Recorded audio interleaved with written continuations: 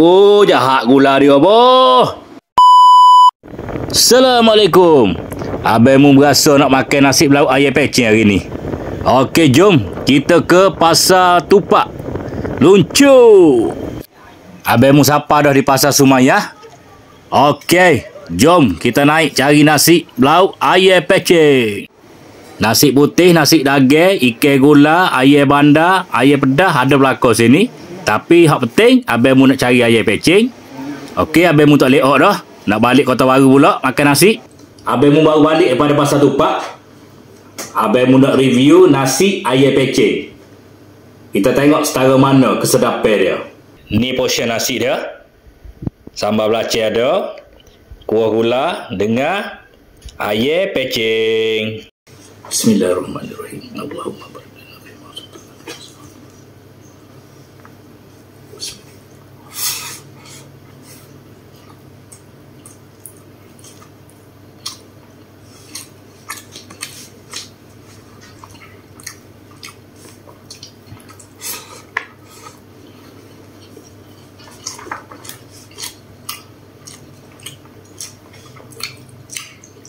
A few minutes later.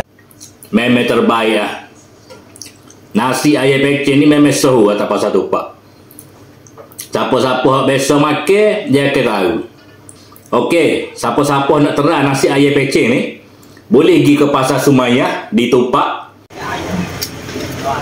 Cari kedai nasi Kata. Nasi memang grade A. Tak nyesal saya demo beli. Terima kasih.